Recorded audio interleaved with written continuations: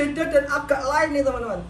Jadi saya ingin memfasilitasi kepada teman-teman yang baru mau beranjak ke dunia RC Adventure nih, hobi yang mungkin dibilang fun, hobi yang mungkin dibilang kreatif, hobi yang mungkin dibilang apa ya, positif lah kalau menurut saya sih.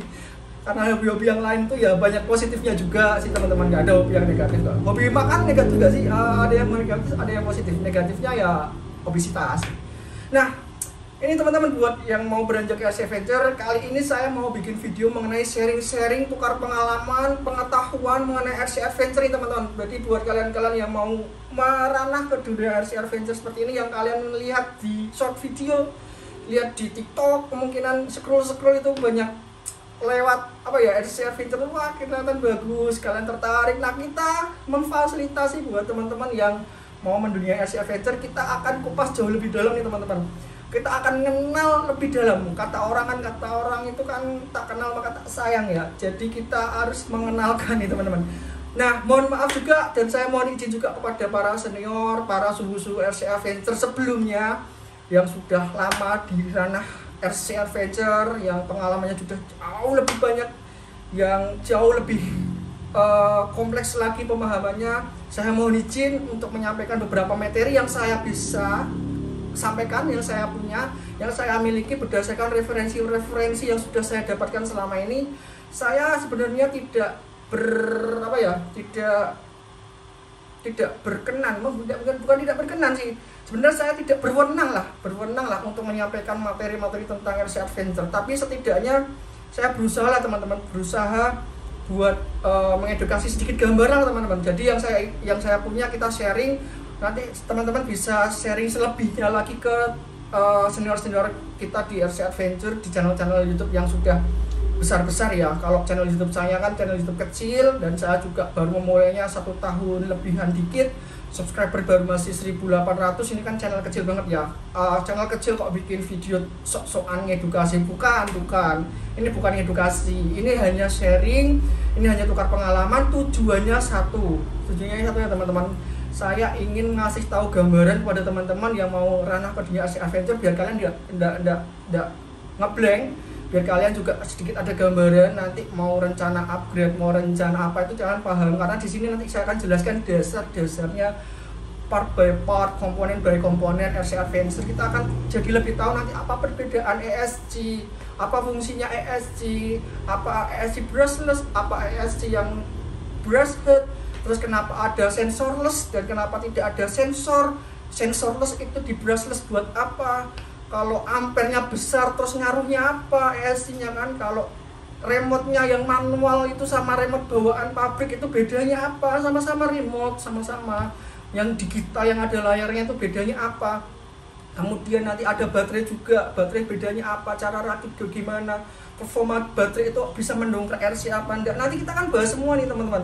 Jadi mohon maaf dan mohon izin juga kepada suhu-suhu senior yang sudah ranahnya di RC Adventure yang sudah lama. Mohon maaf juga untuk federasi-federasi RC Adventure lainnya. Saya ingin izin menyampaikan aja teman-teman di kali ini sedikit pemahaman saya tentang RC Adventure nih teman-teman.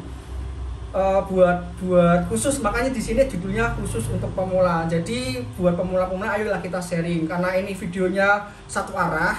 Jadi tidak ada feedback secara real time atau secara langsung dari pendengar atau daripada penonton. Nanti kalian bisa ninggalin komentar. Nanti buat para suhu dan senior yang misalkan saya ada salah-salah kata, salah-salah makna, salah-salah arti, salah-salah penerangan atau penerjemahan, mungkin salah-salah semua bisa ditulis di kolom komentar nih teman-teman. Buat para susu juga bisa tulis di komentar nanti salahnya apa, nanti kita akan belajar bersama. Dan biar teman-teman yang membaca komentar, pemula-pemula yang membaca komentar jadi ikut tercerahkan bersama di channel ini. Nanti kalau channel ini lanjut dan channel ini responnya bagus, nanti saya akan bikin part-part berikutnya teman-teman untuk sharing-sharing RC Adventure. Nah, oke, teman-teman jangan lama-lama, kita mulai dari sekarang yuk. Kita akan belajar RC Adventure dari nol, dari dasar. Oke, oke teman-teman, di samping saya sudah ada slideshow. Ini secara khusus saya bikinkan slideshow-nya buat teman-teman semua ya. Jadi selama 2 minggu ini saya vakum, bukan karena saya vakum tidak bikin konten, enggak. saya vakum gimana caranya merangkum materi ini teman-teman. Jadi materi ini sudah saya sajikan, semoga kalian bisa tercerahkan, semoga kalian bisa memahami, semoga kalian tidak ngantuk ya, karena memang nanti durasinya mungkin agak lama. Jadi nanti kalau sudah agak lama nanti saya akan potong, saya akan lanjutkan ke part berikutnya aja ya teman-teman. Oke, sekarang kita akan masuk ke RC Adventure teman-teman. Nah, oh ya, sebelum kita masuk ke RC Adventure, kita harusnya mengenal dulu apa itu namanya radio control atau RC nih teman-teman. Nah, radio control RC itu mengendalikan 4 elemen ini kayak avatar ya. Apa itu elemennya aja? Kita tahu ya kalau radio control itu sering dimainin banyak penghobi ya teman-teman. Terutama penghobi radio control itu yang pertama pada elemen apa?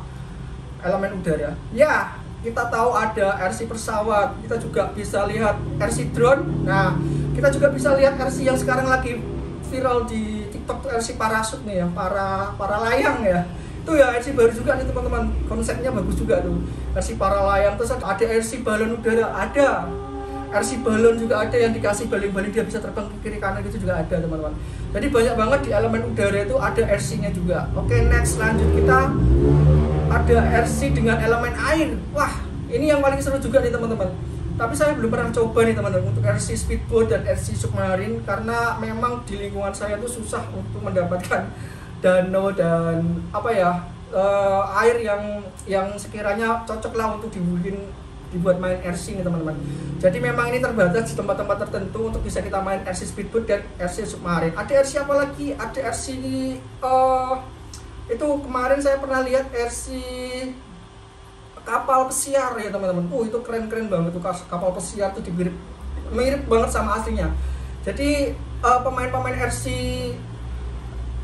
elemen air tuh memang ya keren nih teman-teman, karena memang bikin RC-nya itu nggak tanggung-tanggung juga, dia harus R&D juga, keseimbangan dan lain-lain, dia kreatif juga nih teman-teman. Kemudian ada di elemen tanah. Nah, ini yang kita mainin teman-teman. Jadi ada RC rally. Saya belum pernah coba juga karena RC rally itu juga perlu sirkuit. Kita juga nggak ada sirkuit di lingkungan atau di daerah-daerah sini. Jadi ya memang RC rally tidak kita mainin. Kalau RC off-road ini sering kita mainin ya teman-teman, karena RC off-road ini kita bisa main dimanapun kita berada. Kalau teman-teman di kota itu kan bisa main di jalanan gitu ya, kita main-main pakai trek-trek yang buatan. Kalau teman-teman yang ada di sebuah pedesaan gitu lebih enak lagi, dia bisa main-main ke kebun. Treknya itu trek bebas, dan treknya itu semua trek bisa dilibas. Nah, itu enaknya RC off-road atau RC Adventure, dia tidak terbatas pada sirkuit atau medan, semuanya bisa kita libas, mau di halaman rumah, mau di belakang rumah, mau di kebun, mau di sawah, mau di sungai, mau di hutan, itu bisa masuk. Kemudian ada RC drift nih teman-teman. Nah, ini RC drift juga RC yang kalau dilihat dari detail mobilnya itu lebih keren kayaknya ya. Ya memang kalau RC drift sama RC Adventure tuh 1:11 nih teman-teman, mahalnya. Budgetnya juga lumayan. Kemudian jika dia juga butuh track khusus untuk drifting, karena dia perlu medan yang lantainya licin. Oke teman-teman, sekarang ada elemen avatar tuh, ada elemen terakhir apa? Elemen pengendali api ya. Wah, ini ada nggak ya teman-teman? Kalau elemen api, RC-nya ada nggak? Ada. RC apa itu? RC nih, RC Banaspati. Kira-kira ada nggak teman-teman punya RC yang kayak gini tuh? Nggak ada ya. Kalau Banaspati terbang itu dikendalikan orang nggak sih? Dia kan terbang ke sana ke sini, ke sana ke sini. Jangan-jangan itu ada RC-nya, dia dikendalikan pakai remote. Ya nggak tahu juga ya. Oke teman-teman, kita langsung ke RC Adventure yang tadi ya, elemen tanah ya teman-teman. Nah, RC Adventure itu kalau di pabrikan itu ada yang namanya quick drift nih. Ini biasanya teman-teman tahu, ini sering dimainin. Kalau kita kecil tuh pasti belinya yang RC kiddie. Quick drift atau RC kiddie disebutnya, itu RC yang tergolong comfortable, tergolong cheaper, murah, meriah, terjangkau, dan banyak modelnya, dan modelnya itu lucu-lucu. Kemudian banyak motifnya juga banyak. Kemudian kelemahannya apa? Nah, RC kiddie atau quick drive itu memang pertama sulit dikendalikan teman-teman, apalagi remote-nya tuh belum proporsional ya. Jadi sekali belok dia langsung mentok, belok dia mentok kiri, mentok kanan, gas pun juga sama, ditekan itu langsung ngegas maksimal, ditekan mundur juga mundurnya langsung maksimal kenceng. Kemudian sering juga apa namanya, jangkauan frekuensinya tuh pendek, sering juga loss signal. Nah itu udah berapa meter, 5 meter gitu sudah nggak mau gerak, kita harus deket, kita harus ikut jalan kayak waktu kita nonton Tamiya ya, jadi orangnya jalan, Tamiya ya let's go gitu, Tamiya juga ikut jalan. Nah seperti itu teman-teman ya, jaraknya pendek. Kemudian sering juga gain frekuensi antara teman satu dan teman yang lainnya ketika kita main bareng-bareng. Karena apa? Karena remote RCGD itu menggunakan frekuensi radio AM FM seperti kalanya radio yang ada di rumah kita. Jadi ada yang 109 FM dan lain-lain itu teman-teman. Kalau biasanya RCGD itu menggunakan frekuensi 144 MHz. Nah ini sering bentrok juga nih, ketika kita lurus tahu-tahu RC kita belok, yang belokin teman kita sendiri yang main, dia tujuannya mau belokin RC-nya, malah RC kita yang ikut belok gitu ya teman-teman. Kemudian gearboxnya juga masih plastik dan tidak bisa di-upgrade. Nah ini adalah RCGD, jadi dibedakan ya teman-teman, RC itu dibedakan antara RCGD dan RC yang satunya ini adalah RC proporsional. Nah ini RC proporsional, ada RC yang dikhususkan untuk penghobi nih teman-teman ya, kayak kita yang mau yang mau menduniai RC hobi. Ini adalah bedanya dengan RCGD. RC hobi yang pertama itu memang tergolong mahal, ya benar. Mahal sih relatif teman-teman, karena part-part yang kita gunakan tuh nggak plastik, karena part-part yang kita gunakan tuh baja, besi, aluminium, brass, kuningan gitu kan. Otomatis bahan-bahan dasarnya tuh juga di pasaran memang mahal, apalagi dia dibentuk secara CNC utuh. Jadi bukan las-lasan, jadi CNC balokan gitu, dia ukir gitu ya, pakai mesin CNC. Nah, yang pertama kalau positifnya kita main RC proporsional tuh enaknya apa? Enaknya yang pertama tuh mudah dikendalikan karena steeringnya bisa profesional. Kita bisa main RC ini kayaknya mau main mobil sungguhan lah. Kita bisa putar apa namanya, steering pelan-pelan, kita bisa tarik gas pelan-pelan juga, kita bisa juga mengatur kecepatan dengan throttle, mengatur kecepatan mundur dengan throttle, mengatur sudut arah belok dengan tuas steering itu secara proporsional, bisa pelan, bisa cepat, bisa real time lah. Jadi sensitifnya itu berbeda dengan RCGD. Yang RCGD itu sekali belok kecil aja pun dia sudah mentok. Kemudian lebih scale juga dan lebih sama dengan mobil aslinya. Nah ini mirip-mirip nih teman-teman. Jadi main mobil RC Adventure seperti ini tuh yang diutamakan scale-nya. Scale itu apa sih? Kayak mobil beneran atau mobil aslinya yang kita kecilkan jadi 1/10-nya gitu. Kalau kita punya center Doraemon tuh enaknya apa? Kita bisa ngecilin mobil-mobil yang besar-besar itu, kita kecilin jadiin mobil mainan. Nah seperti itu teman-teman. Jadi layaknya center Doraemon, jadi kita ngecilin mobil beneran ke mobil skala 1/10 dan kita kendalikan lewat remote. Kemudian juga dia mudah di-upgrade sesuai kebutuhan nih teman-teman. Nah gitu ya teman-teman, kita akan langsung aja nih langsung masuk ke RC proporsional aja ya teman-teman. Nah RC proporsional itu ada beberapa skala yang ada di pasaran teman-teman. Ada skala 1/24, ada skala 1/16, 1/10, bahkan 1/8. Semakin kecil angka skalanya semakin besar ukuran dimensinya. Kalau yang di samping saya ini RC skala 1/10 teman-teman. Untuk 1/12 dia seperti layang MN BPL yang super kecil-kecil gitu ya. Untuk 1/24 ada lagi itu SCX 24 atau Traxxas TSX4 yang versi M, versi mini. Itu 1/12. Jadi dari skala mobil aslinya, kita akan jelaskan ya skala itu ya. Dari skala mobil aslinya 1/1. Kemudian kita ukur wheelbase-nya. Wheelbase itu jarak antara roda ke roda depan dan roda ke belakang. Itu misalkan contohnya ini 2950 mm dan dikecilkan menjadi skala 1/10. 1/10-nya dari wheelbase. Jadi berapa? Jadi 295 mm saja. Nah ini skalanya teman-teman. Jadi dari mobil asli dikecilkan 1/10-nya, ini dinamakan skala 1/10. Oke, kita lanjut ya teman-teman. Nah di pasaran itu juga ada tuh RC yang notabene RTR. RTR itu apa tuh? RTR itu kepanjangan dari Ready to Run. Jadi ketika kita beli RC pabrikannya, ini RC pabrikan dalam tanda kutip pabrikan teman-teman. Jadi kita nggak rakit. RTR itu khusus untuk RC pabrikan. RC pabrikan yang sudah RTR itu artinya di dalam boxnya itu sudah lengkap, tinggal kita mainkan saja. Sudah ada baterai, termasuk remote, termasuk RC-nya sendiri, termasuk cas-casnya, itu sudah lengkap, tinggal kita keluarkan, tinggal kita mainkan saja. Itu namanya ready to run. Terus emang ada tuh yang namanya belum siap pakai, ada teman-teman. Jadi di pabrikan itu juga mengeluarkan ARTR nih. ARTR itu kepanjangan atau singkatan dari almost ready to run. Artinya apa? Artinya RC ini siap jalan, 90% siap jalan, belum bisa dijalankan langsung dari pabrikan. Jadi kemungkinan masih kurang remote, masih kurang baterai, atau mungkin masih kurang elektrikal yang lainnya gitu teman-teman. Jadi ARTR dan RTR bedanya apa ya? Bedanya yang satu sudah siap jalan, yang satu belum. Harganya pun juga beda teman-teman. Yang nggak siap jalan kita bisa milih nih, kita misalkan yang belum siap jalan misalnya RTR kita beli, kita bisa milih nih mau pakai remote apa, suka-suka kita bisa milih. Tapi kalau yang di ready to run kita sudah dalam satu paket remote yang disertakan pabrikan. Misalkan kita mau ganti ya kita beli lagi remote yang bawaan, jadi punya dua. Kalau misalkan ARTR enggak bisa gitu. Jadi kita beli RC-nya, yang remote-nya kita beli terpisah, yang kita bisa memilih remote yang model apapun. Jadi kita bisa memilih model remote dengan mobil atau RC ARTR. Ya hemat biaya juga ya teman-teman, karena RTR dan ARTR tuh selisih harganya ya lumayan karena terpotong oleh remote mungkin atau elektrikal yang lain. Nah oke teman-teman, jadi RC itu dibedakan juga, ada komponen-komponennya teman-teman. Jadi RC itu dibagi jadi 3, kalau dipecah ya, ini RC ini dipecah gitu ya. Itu ada 3 komponen sebutannya ini teman-teman. Yang pertama itu yang kita namakan elektrikal. Nah elektrikal RC itu yang semua perkabelan itu menjurus ke baterai. Apa toh yang termasuk elektrikal RC itu? Yang elektrikal RC itu yang pertama ya baterai itu sendiri. Baterai itu sendiri masuk kemana? Maksudnya ke ESC, itu juga termasuk elektrikal. Itu sebutannya elektrikal. Dari ESC masuk kemana? Masuk ke receiver. Receiver itu juga elektrikal, termasuk transmitternya. Transmitternya itu juga elektrikal nih teman-teman, karena dia terhubung dengan baterai. Kemudian dari receiver juga masuk ke servo steering, servo winch.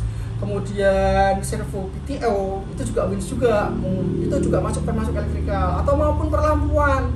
Di receiver itu juga terkoneksi dengan kabel yang menjurus ke perlampuan, sen kiri, sen kanan, realistic lamp ataupun roof lamp, itu juga termasuk electrical RC. Kemudian aksesoris yang lain nih teman-teman, itu juga termasuk perlampuan, di mana dia menyambung langsung ke perkabelan si RC-nya. Misal kayak bumper lamp kayak gini, ini tuh termasuk juga electrical. Kemudian dibagi lagi nih teman-teman, dari electrical kita masuk ke kit. Kit itu chassisnya, jadi tidak ada hubungannya sama perkabelan nih teman-teman. Komponen RC yang tidak ada hubungannya dengan perkabelan, ya bisa jadi itu chassisnya atau frame, bisa jadi itu gearboxnya juga. Gearbox termasuk elektrikal atau termasuk kit? Gearboxnya termasuk kit, kalau motornya termasuk elektrikal. Kalau motornya itu masuk ke baterai juga kan ujung-ujungnya. Kemudian link rod juga kita masuknya kit. Kemudian kopel, ada guardian, ada velg, ada roda, ada shock, kemudian ada mount, ada bracket nih teman-teman, ada link steering dan ada side skirt. Apa itu semua komponen nanti kita akan jelaskan semua teman-teman. Jadi ini sebuah gambaran dulu aja ya, bentuk chassis itu seperti ini. Jadi chassis tanpa elektrikal itu seperti ini teman-teman. Jadi chassis itu utuh, RC tanpa elektrikalnya. Ini adalah kit satu set nih teman-teman, dari semuanya, rodanya termasuk juga shock-shocknya juga sama bumper-bumpernya juga. Nah ada lagi komponen terakhir kalau kita pisahkan, itu ada body nih teman-teman. Nah body itu ada beberapa nih, ada yang hard body seperti ini, ada juga body Lexan, juga ada interiornya juga. Itu termasuk aksesorisnya apa? Bukan aksesoris, itu termasuk komponen daripada body. Termasuk aksesoris body ini ada teman-teman, ada mungkin roof rack, terus snorkel, terus kemudian nih mud hook, kemudian ada juga fender, over fender juga termasuk, kemudian ada spion, kemudian ada ban cadangan. Kalau ban cadangan itu masuknya ke body ya, itu termasuk juga aksesoris body. Kemudian nanti kita bisa tambahkan jerigen minum gitu, dan masih banyak lagi nih teman-teman. Jadi aksesoris body dan bodinya sendiri, setelah interiornya sendiri, itu termasuk dalam kategori body teman-teman. Jadi RC itu dibagi menjadi 3 ya kalau kita pisahkan ya. Jadi ada elektrikal, ada kit, dan ada bodinya sendiri nih teman-teman. Nah kalau sampai sini kan kalian tahu ya teman-teman. Jadi kalau ada yang jual kit, dijual kit RC SCX gitu, oh kit berarti dia chassisnya. Dijual nih elektrikal RC, atau dijual nih bodinya Rubicon dengan BB313. Jadi kalian tahu ya, oh ini jual bodinya saja bukan sama RC-nya. Itu kalian harus paham juga, karena kalau masuk ke dunia RC itu hal-hal yang dasar seperti ini tuh ya agak gimana ya, standar sih, tapi harus tahu sih teman-teman. Kemudian Kita akan bahas elektrikal nih teman-teman. Elektrikal itu apa tuh? Nah, elektrikal itu RTR ya. Kita akan bahas elektrikal yang RTR. RTR itu apa? Yang tadi ya teman-teman, ready to run. Jadi kebanyakan RTR itu elektrikalnya sudah bawaan pabrik seperti yang ada di gambar nih teman-teman. Nah, elektrikalnya sudah on board.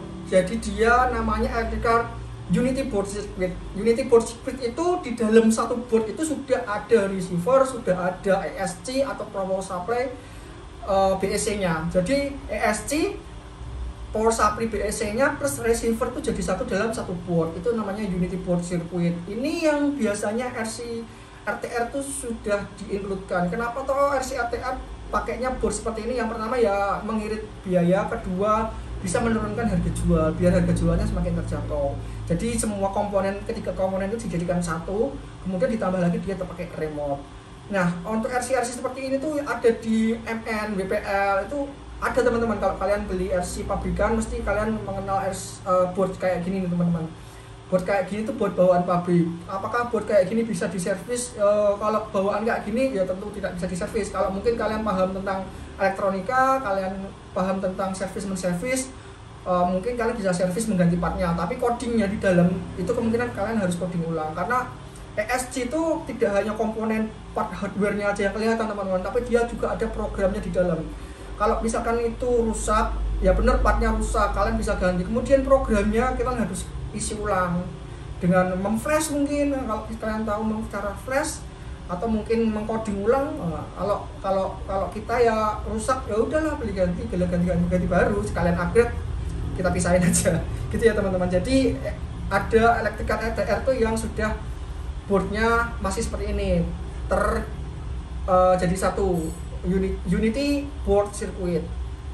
Nah, dari elektrikal ini kita bisa wiring nih teman-teman. Jadi di elektrikal itu akan tersambung ke baterai juga untuk power supply-nya. Dari baterai juga langsung kesambung ke motor langsung ya. Dari board itu juga langsung tersambung ke servo dan perlampuan serta ke saklar. Nah, satu board dia bisa menghandle semuanya, dari servo steering, dari motor, dari perlampuan. Dia menghandle semuanya teman-teman. Kelemahannya di board ini ya cuma satu, speknya masih ampernya masih rendah di angka 15, 20 gitu, bahkan di angka 10 ampere aja. Apa toh itu ampere ESC? Nanti kita akan bahas teman-teman. Jadi ini singgungan aja ya teman-teman.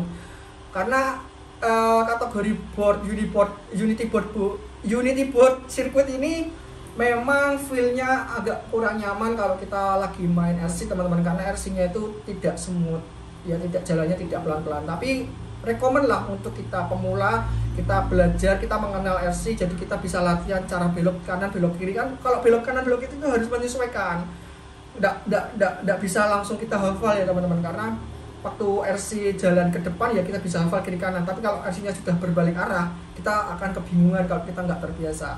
Oke teman-teman, kita bisa membiasakan diri di RC RTR, selebihnya nanti kita bisa upgrade secara pelan-pelan. Oke teman-teman, untuk elektrikal dari si RTR sekarang kita belajar masuk ke dependent electrical nih teman-teman.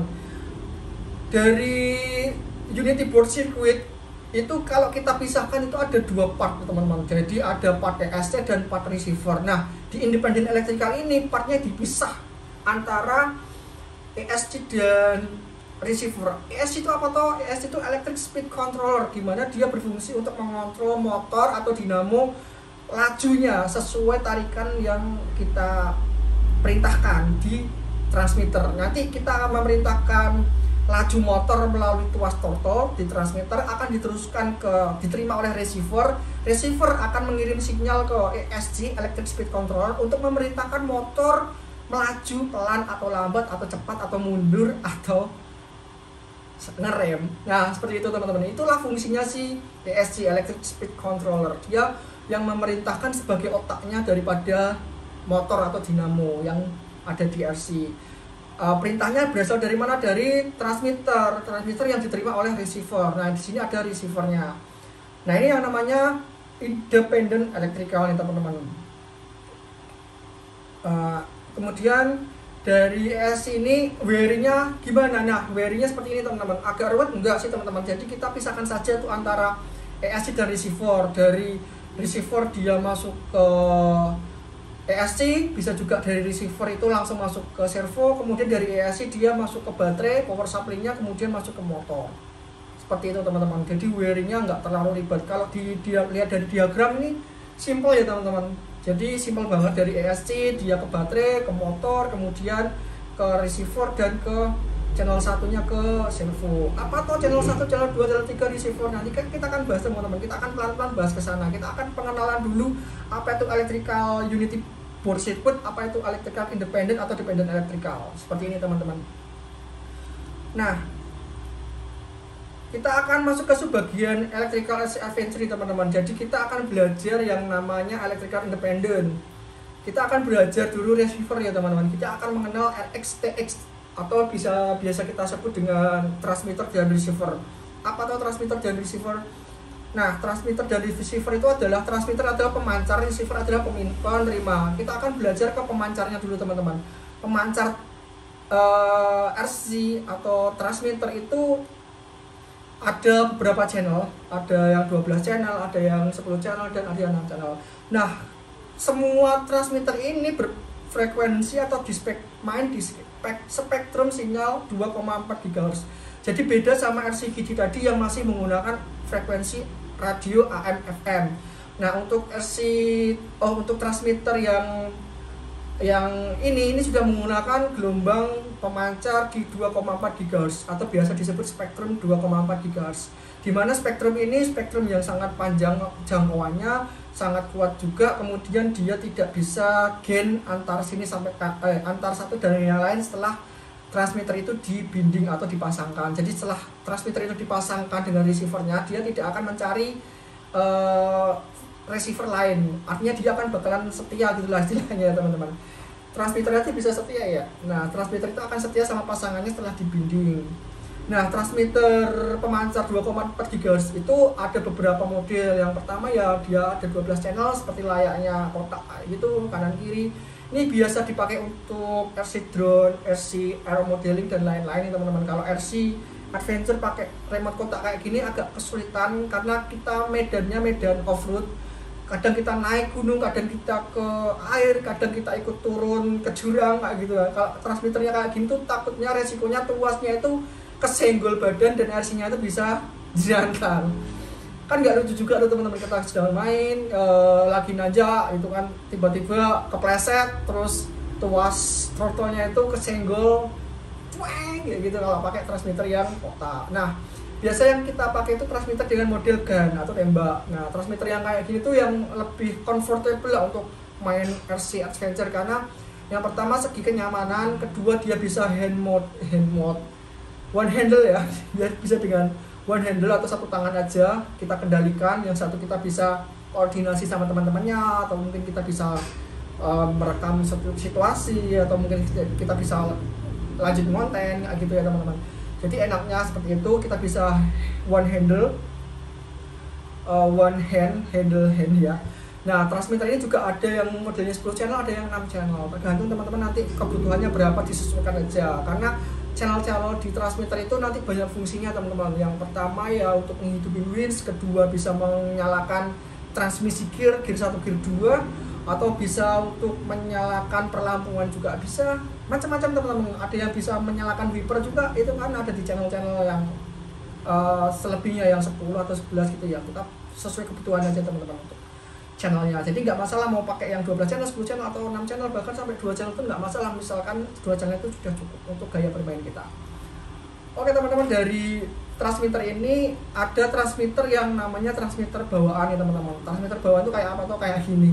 Ini transmitter 2 channel bawaan pabrikan. Setelah bawaan pabrikan tuh pasti pakai transmitter yang minimal lah 2 channel sampai ke 4 channel lah. Jarang yang pakai 6 channel. Kalau misalkan RTR-nya itu yang lebih mahal ya, kayak RGT, Yikong dan lain-lain itu memang mahal, dan remote-nya sudah berkelas, sudah masuk ke 6 channel dan lain-lain. Kalau untuk RC yang pemula, kan kita bahasnya RC pemula ya. Ya standarnya kan MN99, MN86KS, MN128, WPL gitu. Remote-nya ya kayak gini teman-teman, 2 channel dan lain-lain dengan board unity body circuit. Ya, ya nggak apa-apa, selama itu masih nyaman, selama itu masih dipakai, selama itu masih enak, selama itu masih mumpuni untuk mengimbangi gaya bermain kita, ya nggak masalah, nggak perlu di-upgrade gitu. Karena upgrade RC itu sebenarnya itu bukan karena gaya-gayaan, karena kebutuhan sampean untuk menyesuaikan gaya bermainnya aja. Jangan upgrade sesuai, wah temanku pakai apa namanya transmitter remote-nya Radio-Link 7 channel, 6 channel nih. 7 ya, Radio-Link 6 channel. Aku mau yang 12 channel lah, mau beli yang 12 channel, aku mau yang 10 channel, itu versi yang baru. Ya nggak kayak gitu juga konsepnya. Karena buat apa kalau kalian membeli transmitter 10 channel tapi kalian nggak paham, nggak sesuai kebutuhan, nah, akhirnya channel-channel itu kan nganggur juga toh. Gitu nih teman-teman. Jadi ya sesuaikan budget juga, karena semakin banyak channel semakin banyak cost yang kalian keluarkan. Gitu ya teman-teman. Transmitter apa tuh yang bagus, transmitter apa tuh yang baik, transmitter apa tuh yang rekomend. Kita akan bahas setelah ini. Kita akan lanjut ya teman-teman. Kita akan bahas nih.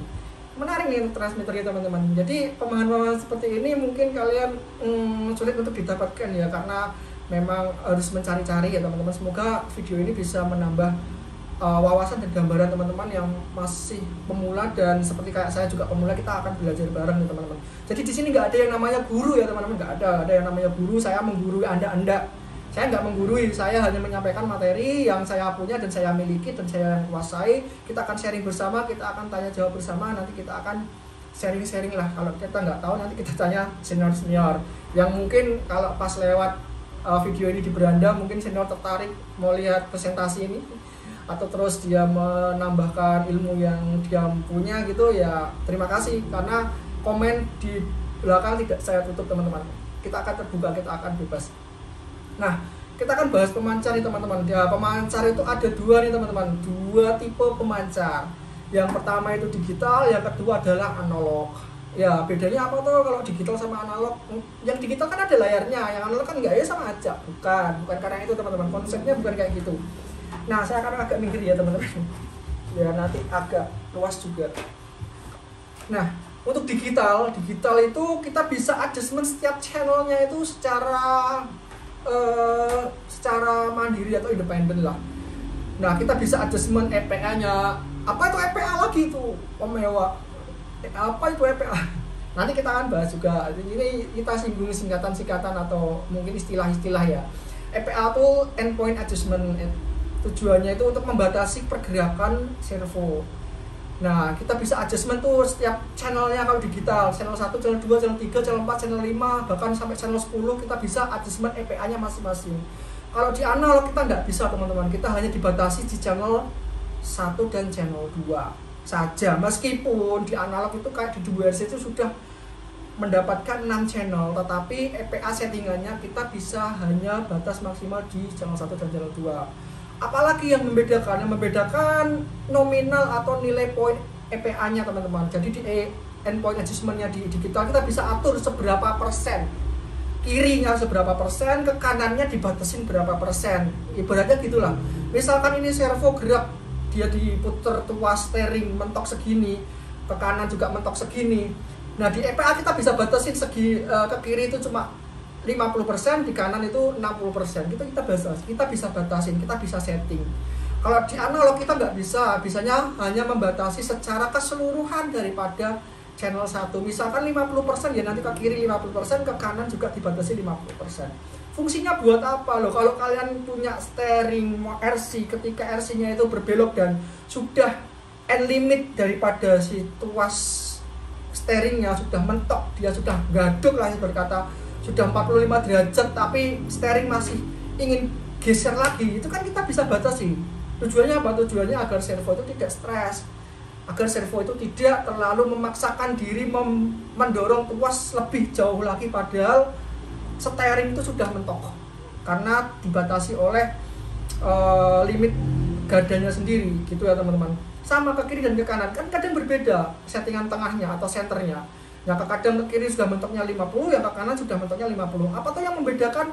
Nah, ketika kita setting servo pas posisi tuas tengah-tengah, tengah-tengahnya servo itu belum tentu tengah-tengahnya servo aslinya. Tengah-tengahnya kan biasanya kita setting pakai trim.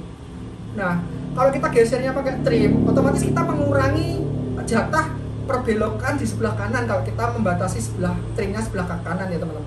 Misalkan servo posisi lurus itu gardan masih miring, kita posisikan ke tengah, otomatis kan kita mengurangi jatahnya sini ya, yang tadinya bisa 100% kita kurangin jadi 20%. Nah itulah yang namanya kita harus batasi EPA nya sesuai dengan batas maksimal. Jadi nilainya ke kanan kiri itu berbeda. Kalau di analog kita nggak bisa setting itu teman-teman, kita nggak bisa karena keterbatasan analog. Jadi bagus mana? Bagus digital kalau pilih bagus-bagusan, tapi kan harganya mahal. Kalau pakai analog ya nggak ada masalah. Ketika kalian pinter setting servonya itu pas posisikan tengah, dan kalian bisa firmkan setengah, dan kalian bisa setting gardannya itu pas ciamik tengah, ya fine aja gitu teman-teman. Nah di digital juga kita bisa lihat secara real time situasi dan kondisi RC-nya, bahkan bisa kita lihat posisi rodanya, beloknya seberapa derajat, kita bisa lihat teman-teman. Fungsinya buat apa tau ya, kita biar bisa memantau aja lah. Rodanya sudah belok berapa, misalkan turunan curam, wah ini 13%, 15% nih, 15% steering cukup buat tidak terjun sampai terjungkal gitu. Kita bisa lihat di monitor transmitternya teman-teman. Kita juga bisa lihat kondisi baterainya berapa persen, kemudian kita bisa lihat juga posisi RC-nya naik turunnya, mungkin gravitasinya. Kalau di Traxxas itu sampai ada yang namanya miring-miringnya RC itu bisa kita kelihatan dan ketahuan. RC-nya posisi miring berapa derajat, ke kiri berapa derajat miringnya, itu bisa ketahuan teman-teman di transmitternya. Canggih kan? Ya canggih. Karena semua itu lebih kompleks di digital, karena bisa kita atur semua secara intersif ya. Intersif itu secara menyeluruh, secara mendalam ya teman-teman. Kalau di analog kita tidak bisa karena kita keterbatasan, dan analog pun kita membatasi dengan potensio yang dikasih, jadi putaran knob gitu ya. Karena potensio itu kan memiliki nilai, nah nilai itu yang kita geser-geser dengan tuas gitu teman-teman. Ya sebatas potensio lah. Bagus juga kok, bagus. Kalau teman-teman masih awal-awal tuh yang gak ada salahnya pakai Dumbuers itu loh teman-teman. Dumbuers itu dibuat mabar tuh banyak banget kan. Dumbuers itu bandel ya, nggak ada resiko layar ngeblank, nggak ada resiko layar pecah, nggak ada resiko layarnya garis kan, nggak ada resiko dot pixel juga gitu kan. Lebih murah, bisa mainnya sama. Terus gimana ya, kita main feeling. Selama kita bisa main feeling, RC-nya mau belok seberapa derajat pun kita juga tahu, kita karena kan kita feeling. Makanya itu teman-teman, driver yang bagus itu bukan driver yang punya uang banyak, dia punya fasilitas yang mewah, transmitter dan lain, enggak. Driver yang bagus itu driver yang mengetahui kondisi RC-nya sendiri dan dia paham betul mengenai kondisi RC-nya sendiri teman-teman. Jadi kalian main tuh kalian paham, oh ini RC ku bakal jungkal kalau posisi kayak gini, aku harus mundur dulu, aku harus naik dulu, aku harus lewatin ini dulu, aku harus ambil ancang-ancang dulu. Kalian tuh paham, wah ini kalau kayak gini tracknya ini settinganku nggak pas nih, soalnya terlalu ke depan nih beratku nih, harus tak kurangi beratku agak ke tengah. Nah kalian tuh paham mengenai RC-nya sendiri, itu adalah driver yang baik. Ketika RC-nya ada trouble, kalian bisa mengatasinya sendiri, itu adalah driver yang baik. Driver yang, makanya saya ngasih edukasi ini supaya sampean semua itu harapannya bisa jadi driver yang baik. Nggak harus ngambil yang digital, yang full fitur, full adjustment, nggak perlu. Kalian perlu ambil analog aja sudah bagus. Kalian harus belajar jadi driver yang baik gitu ya teman-teman. Kalau kalian sudah pakai analog, kalau kalian dikasih digital, kalian tentu lebih jago lagi karena kan sudah terbiasa pakai analog nih teman-teman. Oke, lanjut. Nah, kita akan masuk ke receiver ya. Nah, receiver itu punya beberapa channel nih teman-teman. Jadi kita akan belajar channel di receiver. Nah, kalian tahu tuh punya receiver tapi nggak tahu fungsinya, punya receiver tapi nggak tahu kode-kode yang ada di receiver tuh. Ya, ini pemahaman dasar nih teman-teman. Jadi receiver tuh ada namanya channel 1, 2, 3, 4, 5, 6. Di receivernya itu ada lubang seperti itu teman-teman. Dan ada soketnya juga. Di sini ya, bukan di situ ya. Kalau saya lihatnya di situ karena di situ ada monitornya. Kalau kalian nanti saya akan tajamin di sini nih, di samping saya. Oke teman-teman, di sini ada 1, 2, 3, 4, 5, 6. Ada 1, 2, 3, 4, 5, 6 kelihatan ya. Kalau saya nggak kelihatan apa-apa. 1, 2, 3, 4, 6. Dan channel 1 tuh yang mana? Channel 1 tuh harus tahu teman-teman. Channel 1 tuh yang ini nih. Kemudian channel 2 yang mana? Channel 2 yang ini. Gitu. Jadi itu angka 1 sebelahnya itu channel 1, angka 2 sebelahnya channel 2. Channel 3 yang mana? Ya sebelahnya itu channel 3. Gitu teman-teman. Jadi channel sampai ke 6, sampai terakhir itu paling bawah itu channel 6. Terus 3 pin itu fungsinya apa? Nah, ini fungsinya teman-teman. Di sini sudah ada kode Dimana kode ini sudah saya perbesar ya di sini ya. Nah, itu ada kayak gambar kaki robot tanpa badan. Itu namanya signal. Belum muncul ya? Oh, sudah muncul. Nggak kelihatan soalnya. Signal. Kemudian ada yang min, itu namanya plus ya, plus dulu. Plus itu namanya adalah positif dan min itu adalah negatif. Apa atau positif apa negatif itu adalah power supply. Jadi receiver itu juga berfungsi sebagai penyalur power supply. Positif itu untuk arus positif, dia di situ ada tegangannya nanti. Receiver itu punya tegangan 6 volt, 6 sampai 8 volt sih kalau di receiver tanpa kalau receivernya support high voltage ya. Kalau receiver biasa itu 6 volt, di tegangan 6 volt. 6 volt itu dapat daya dari mana? Dapat daya dari ESC. Nanti saya kasih tahu teman-teman. Receiver itu sebenarnya kan dia nggak punya baterai. Receiver itu sebetulnya kotak kayak gitu doang. Jadi dia nggak punya baterai, dia nggak punya power supply lain. Dia disupply powernya dari ESC di channel 2 nanti. Nah, tanda itu yang menunjukkan bahwa sebelah kiri dekat tombol dekat angka 123 ini, yang ini nih teman-teman. Nah, ini namanya signal di sebelah sini. Yang tengah itu yang positif, yang sebelah sisi paling pojok sendiri yang jauh dari angka 1 2 3 4 6 itu negatif. Itu fungsinya gitu, untuk menunjukkan bahwa signalnya di sini, positifnya di sini dan negatifnya di sini. Seperti itu teman-teman, jadi paham kan? Kemudian ada apa lagi di receiver? Nah, oh iya, kalau signal itu dia langsung masuknya ke soket. Nah, soketnya tujuannya ke sini teman-teman. Untuk warna hitam itu kan negatif, yang sebelah sisi jauh ya hitam. Untuk soket warna merah ini kan pakainya kita soket receiver Futaba ya. Ini kan sudah SNI ya, SNI kan sudah pakai Futaba. Dulu pakai 5 pin, sekarang sudah pakai 3 pin. Ini soket Futaba receiver. Ini ada 3 warna nih teman-teman, merah, hitam, putih. Yang satu bisa merah, hitam, sama kuning. Nah, merah itu untuk positif, hitam untuk negatif, yang putih atau kuning itu untuk signal. Nanti bisa dicolokkan ke situ. Kalau kebalik gimana? Bledos enggak? Itu kan kebanyakan orang pada tanya ya. Kalau kebalik gimana? Kalau kebalik enggak apa-apa. Kok bisa nggak apa-apa ya? Karena positifnya tetap ada di tengah. Lihat, kalau dibalik bolak-balik itu kan positif tetap ada di tengah. Yang kebalik hanya antara signal dan negatif. Itu nggak masalah teman-teman, karena signal pun dia sebenarnya arus frekuensi negatif. Negatif pun arus frekuensi tetap negatif ya. Jadi nggak masalah sih kalau dibolak-balik. Yang penting tengahnya itu tetap nggak kebalik, karena tengahnya tetap positif. Mau dibolak-balik nggak masalah. Tapi yang benar, yang hitam itu sebelah itu yang sesuai petunjuk ya, hitam itu yang sebelah sisi jauh daripada nomor 1 2 3 4 6, yang merah yang tengah, dan signal itu yang paling dekat dengan angka 1 2 3 4 5 6, angka channel itu teman-teman. Nah, di sini juga ada informasi lagi tuh teman-teman. Nah, ini apa artinya 4,8 sampai dengan 10 volt?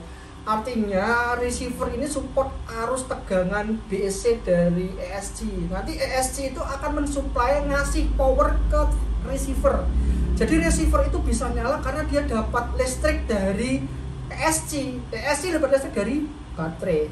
Nah, listrik dari baterai itu sudah diturunkan oleh ESC, kemudian dimasukkan ke receiver. Nah, itu yang menurunkan itu adalah arus BSC.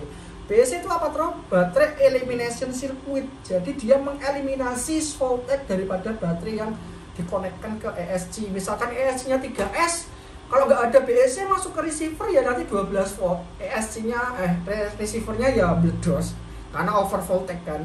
Nah, maka itu ada yang namanya BSC. Nah, di dalam ESC itu sudah support BSC. Ada BSC yang terpisah, ada BSC yang untuk ESC. Atau BSC nanti kita akan bahas di segmen ESC teman-teman. Jadi sabar. Kita masih di tahap receiver. Nah, range-nya dia support sampai ke 10 volt. Lebih dari 10 volt receiver ini sudah tidak mampu dan dia bisa mudah terbakar. Nah, ini teman-teman, ini ada gambaran ya. Ternyata aku ngasih gambaran antara UBC ya, namanya UBC terpisah, yang ES itu. Yang satunya UBC-nya sudah include di dalam. Itu kayak Hobbywing, kayak Surpass, itu sudah BSC-nya include. Kayak yang lain itu juga sama tuh teman-teman. Jadi yang biasanya pakai BSC terpisah tuh ESC brushless ya. Oke teman-teman. Nah, receiver ini juga ada beberapa tipe teman-teman. Jadi receiver tuh fungsinya nggak cuma kayak gitu doang untuk menyalurkan channel 1, 2, 3, 4, 5, 6, enggak.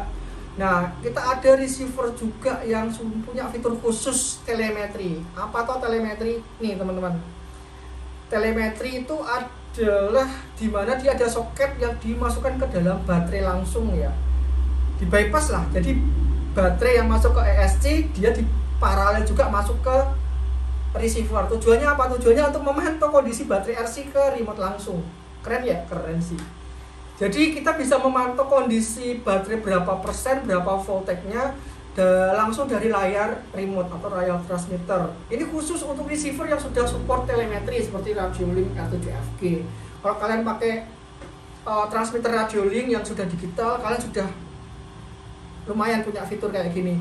Fitur sederhana tapi membantu banget teman-teman. Ketika kita sedang trailing, kita sedang main, kita nggak tahu tuh posisi baterai RC kita berapa persen atau berapa voltage-nya, kita nggak tahu. Dengan adanya telemetri kita bisa tahu, oh ternyata nanti bentar lagi finish, aku nggak perlu ganti baterai. Oh aduh, finishnya masih jauh nih, bateraiku udah low voltage ini, ya sudah kita ganti baterai. Kalau nggak ada fitur telemetri, apa jadinya ya? Kita tahu-tahu RC-nya tersendat aja, udah cut off. Jalannya sendat gitu, kayak batuk gitu. Ya bateraiku habis gitu. Kalian ganti. Ya sebenarnya asik juga sih, sama-sama serunya juga teman-teman. Cuma ya telemetri kita bisa lebih intuitif lagi, bisa lihat posisi baterai RC kita yang sedang jalan gitu, berapa voltage-nya kita bisa pantau secara real time dengan fitur telemetri. Nggak cuma Radiolink teman-teman yang punya fitur telemetri ya, seperti Futaba, seperti Dumbo RC yang terbaru itu juga ada fitur telemetri. Nah, ada receiver lagi yang sudah memiliki kemampuan khusus, dia memiliki soket realistic lamp. Ini juga fitur khusus juga nih teman-teman. Dumbo RC itu punya fitur di mana receivernya dia sudah support soket realistic lamp. Tujuannya apa toh? Tujuannya RC kita biar bisa ada perlampuan yang realistik. Ketika kita belok kanan, sennya bisa nyala kanan. Ketika kita bisa steering ke kiri, sennya kita bisa belok ke kiri. Dengan cara mencolokkan itu lampu sennya itu sudah ada soket-soketnya tuh teman-teman. Ada soket sen kiri, ada soket sen kanan, ada soket lampu mundur, ada soket lampu rem, ada soket lampu utama, bahkan sampai ada soket lampu DRL. Keren ya, lengkap. Ketika kita pakai Dumbo RC X6DC, kalau kita pakai remote Dumbo RC dan receivernya pakai yang sudah X6DC, kita bisa ganti tuh receivernya pakai yang sudah ada realistic lamp soketnya. Jadi kita nggak perlu modul realistik tambahan lah di RC, nggak perlu lah, di receivernya aja pun sudah ada gitu teman-teman. Ya memang ini terjual terpisah teman-teman. Jadi kalau kita beli Dumbo RC itu nggak dapat receiver yang kayak gini, nggak dapat. Kita beli terpisah, kemudian kita binding ulang, dikawinkan lagi dengan Dumbo RC yang kita punya, transmitter atau remote-nya yang kita punya, baru dia bisa terkoneksi dengan remote Dumbo RC yang kita punya, dan kita bisa memanfaatkan soket-soket realistic lamp-nya itu teman-teman. Ya fitur-fitur realistic lamp, fitur-fitur telemetri, fitur-fitur lainnya itu sebenarnya fasilitas teman-teman. Jadi sesuai kebutuhan lagi, kembali ke lagi teman-teman, sesuai kebutuhan.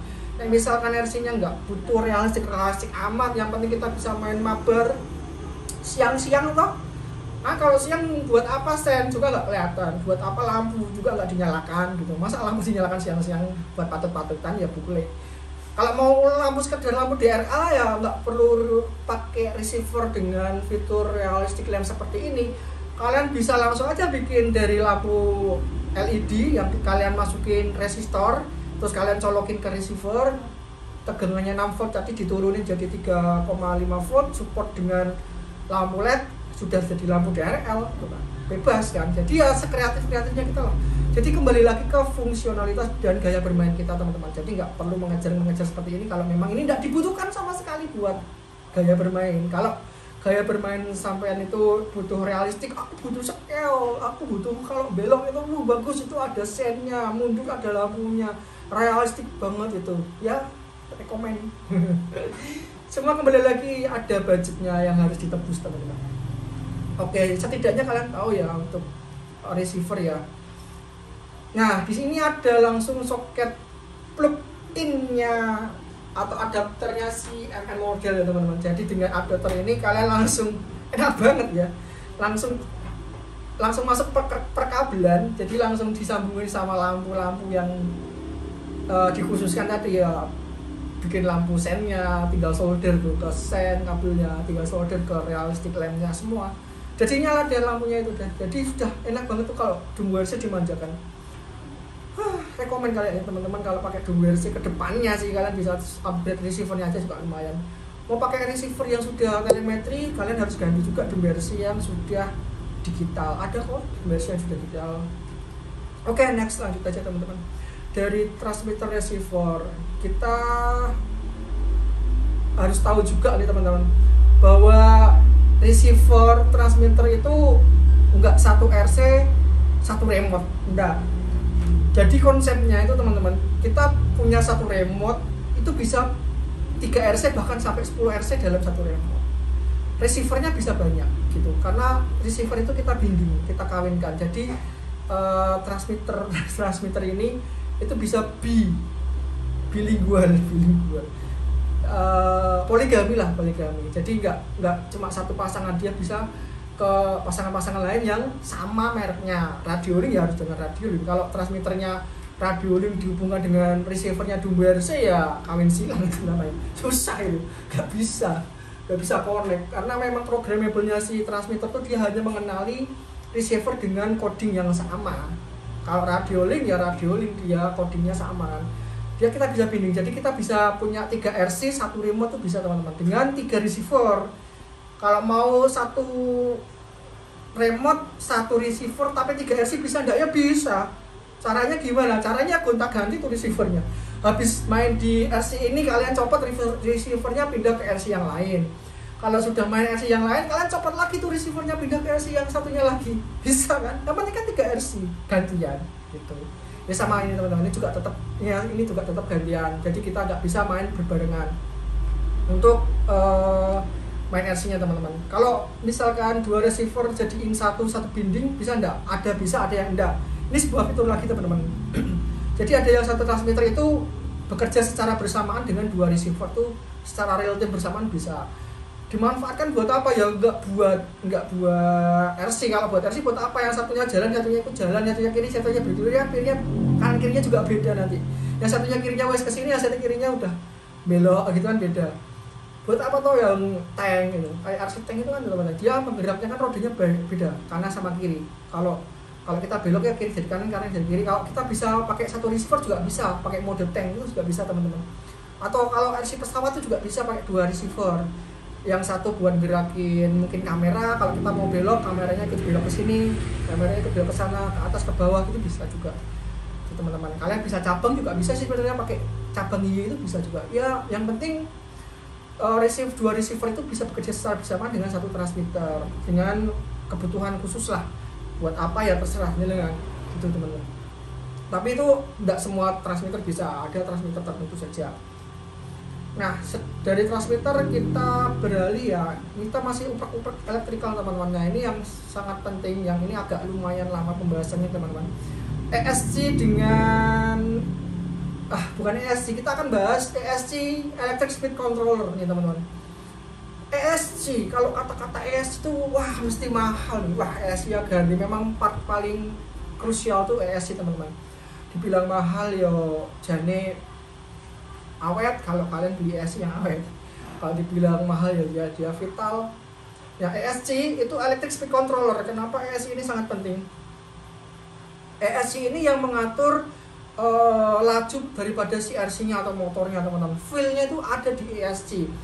Feel-nya nyentak, feel-nya halus, feel-nya lembut, feel-nya pelan, feel-nya smooth itu ada di ESC teman-teman. Karena ESC itu punya pemrograman, punya coding di mana dia bisa membaca sinyal perintah dari transmitter. Dia bisa berkomunikasi dengan bahasa protokolnya.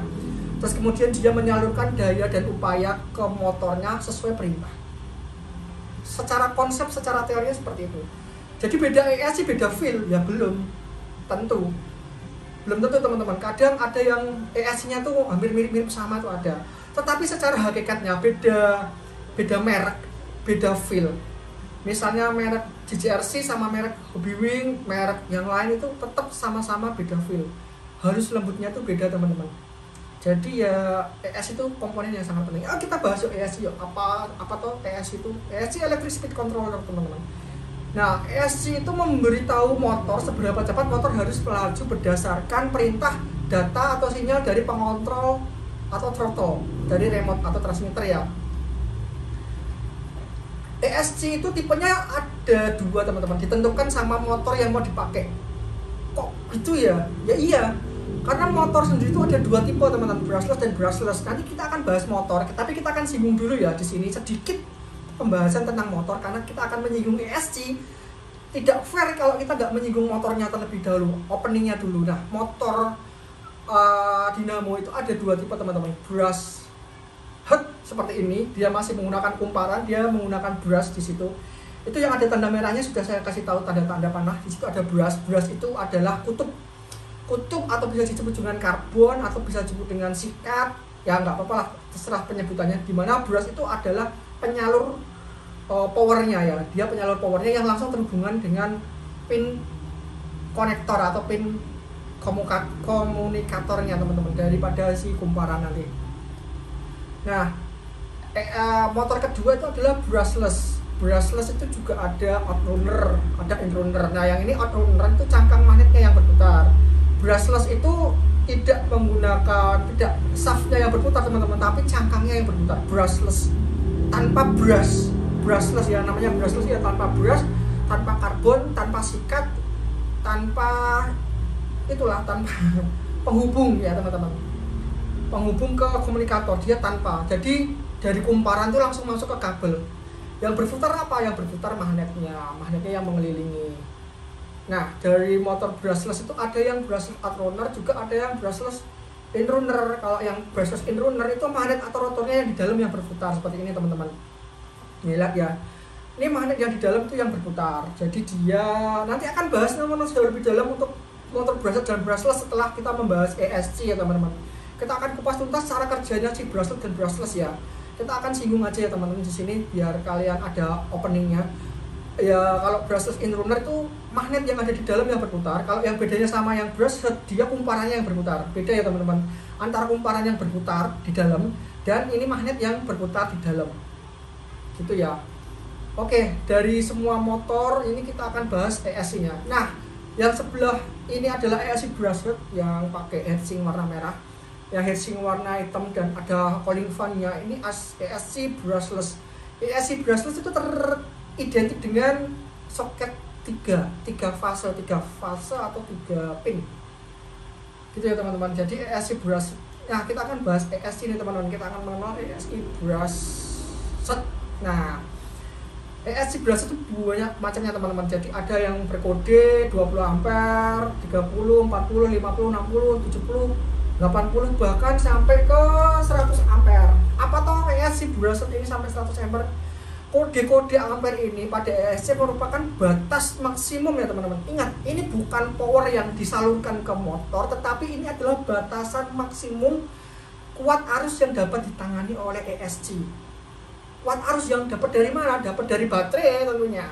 Kalau kalian punya baterai 2S, 3S, kalau kalian punya baterai 2S 40 ampere, kalian pakai ESC yang 20 ampere, ya jeblok ESC 20 ampere.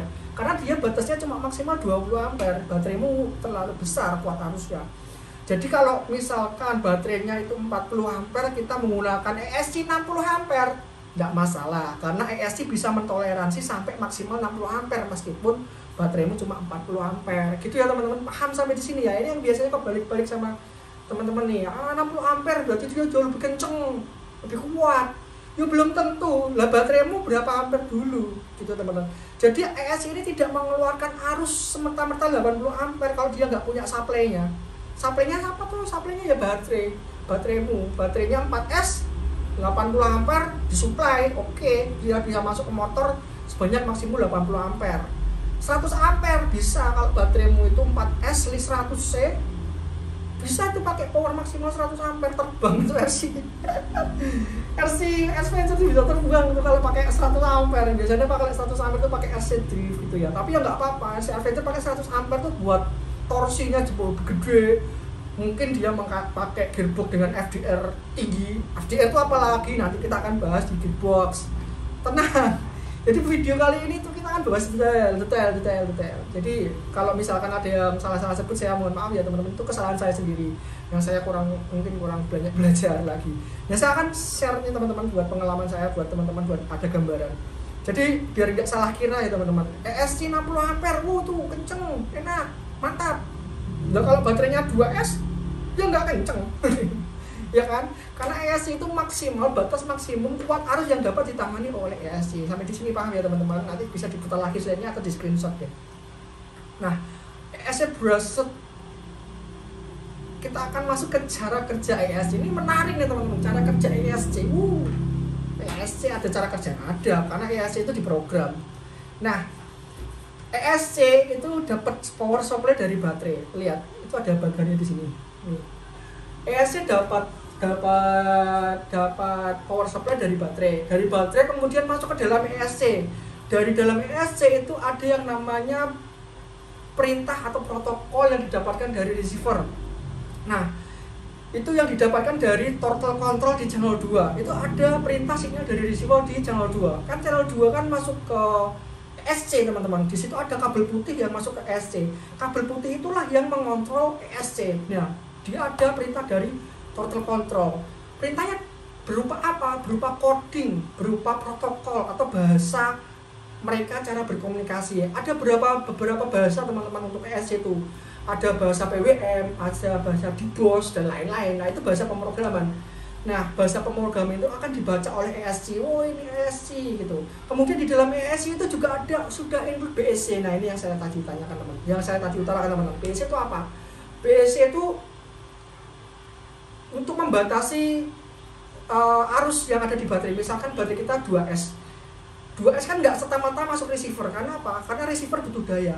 Nah, butuh daya disuplai dari ESC. ESC ada BSC di dalam untuk mengontrol arusnya yang masuk ke ESC. Biar nggak terlalu besar. Biar pas 6 volt. Nah, BSC itu yang masuk mensuplai ke receiver nih teman-teman. Itu ada BSC yang langsung ada 3 kabel ke receiver. Ada merah sama ada hitam. Yang kabel kuning itu adalah kabel throttle, dia masuk langsung ke throttle ya. Dari throttle itu langsung masuk ke motor. Jadi dari baterai itu nggak masuk ke receiver dulu, enggak, dia dari baterai tertahan di ESC. Ada perintah dari receiver untuk mengeluarkan arus dari baterai itu, dikeluarkan arus langsung ke motor. Jadi diteruskan, tapi diteruskannya itu dengan cara bertahap. ESC mengontrolnya pelan-pelan, slow, ampere kecil, ampere besar, ampere banyak, ampere sedikitnya itu dikontrol oleh ESC dengan bahasa pemrogramannya atau protokol. Makanya ESC itu punya feeling profiling yang berbeda-beda. Kalau kita memakai Hobby Wings 1060, kita compare dengan Surpass Hobby 60 ampere, sama-sama 60 ampere tuh teman-teman. Dengan motor yang sama, dengan baterai yang sama, feeling gasnya tuh beda. Ada yang satu semut, ada yang satu agak galak. Itulah yang namanya profiling ESC yang dia masuk ke codingnya. Nah, itu yang dinamakan profiling. Jadi ESC itu meskipun sama-sama 60 ampere batas maksimumnya, tetapi gaya berkendaranya berbeda, gaya pengeluaran arusnya itu berbeda karena mereka punya coding sendiri-sendiri, punya cara sendiri-sendiri untuk mengeluarkan arusnya, punya feeling sendiri, profiling sendiri seperti bawaan pabriknya yang sudah diprogram gitu teman-teman. Jadi paham ya sampai sini ya. ESC sama-sama 60 ampere tapi feel-nya berbeda antara merek satu dengan merek yang lain. Kalau mereknya sama ya sama-sama Hobby Wings 1060, satunya 1060 ya harusnya sama. Karena ya kan programnya sama, bahasa protokolnya sama, codingnya sama, kodenya sama. Gitu ya teman-teman. Kalau sama-sama 60 tapi beda merek ya tentu beda profiling karena kan beda perusahaan, beda coding kan. Karena semua coding itu kan pabrikan punya settingan tersendiri-sendiri teman-teman. Nah, BSC ini juga bisa dipisah nih teman-teman. Ada ESC yang belum termasuk BSC-nya, maka dia perlu penambahan BSC secara terpisah. Yang kalau ESC brushless kemungkinan besar sudah include ya BSC-nya ya. Nah, ini adalah modul BSC terpisah. Biasanya untuk ESC tipe brushless nih teman-teman. BSC berfungsi sebagai power supply untuk menyalakan receiver dan elektronik lainnya. Karena elektronik lainnya itu butuh daya dari receiver, dan receiver dapat daya dari ESC. ESC dapat daya dari mana? Dari baterai. Dari baterai dikontrol oleh BSC. BSC dulu, diturunin dulu tegangannya, jangan terlalu besar yang masuk ke receiver. Nanti receivernya bisa terbakar kalau terlalu besar. Kan ada receiver tuh punya punya rank ya, rank dari 4,8 sampai 10 volt tadi ya contohnya ya. Oke, cara kerja ESC seperti itu teman-teman. Jadi kalian sudah agak sedikit gambar enggak? Atau ada yang ngantuk? Tadi yang ngantuk. Oke teman-teman, sampai sini mungkin kalau misalkan mau komen bisa langsung komen deh, langsung ditanyakan ya, daripada nanti lupa ya kan. Kalau yang belum like, di like dulu deh. Kita langsung ya, kita lanjut ya teman-teman. Nah, kayak tadi sudah saya singgung protokol ESC. Nah, protokol itu adalah bahasa di mana transmitter itu dan ESC itu berbicara dan menentukan seberapa cepat sinyal yang dikirimkan ke transmitter dan ke ESC. Profiling ESC merupakan pemetaan program seberapa cepat motor harus melaju berdasarkan sinyal data yang diterima oleh pemotor throttle. Ini ya teman-teman, sudah saya singgung tadi ya di awal ya. Protokol ESC itu bahasanya, profiling itu programmable ya, yang sudah diprogram seberapa cepat nanti motornya bisa melaju sesuai perintah atau sinyal yang sudah diprogram, decoding oleh pabrikan, teman-teman. Nah, ada ESC yang sudah programmable nih teman-teman. Apa maksudnya programmable? Programmable itu artinya ESC yang bisa kita otak-atik programnya sendiri. Wah, asik kan? Asik. Jadi kalau misalkan sampean itu profiling pabrikan tuh nggak cocok, wah ini terlalu nyentak, ini terlalu smooth, aku nggak suka, kalian beli ESC yang sudah programmable dong.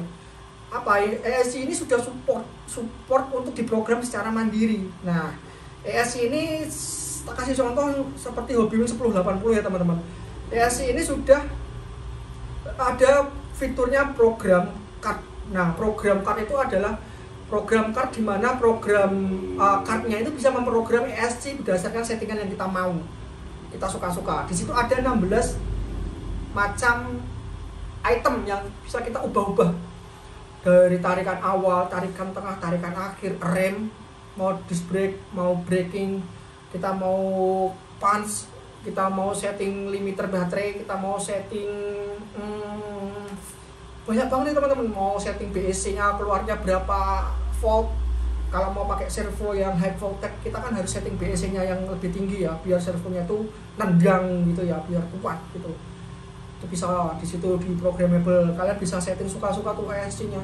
Kalau misalkan kurang puas sama ESC pabrikan yang sudah disetting secara paten, kalian bisa beli tuh ESC yang sudah programmable seperti ini. Atau mungkin ESC yang lain sudah programmable juga banyak teman-teman.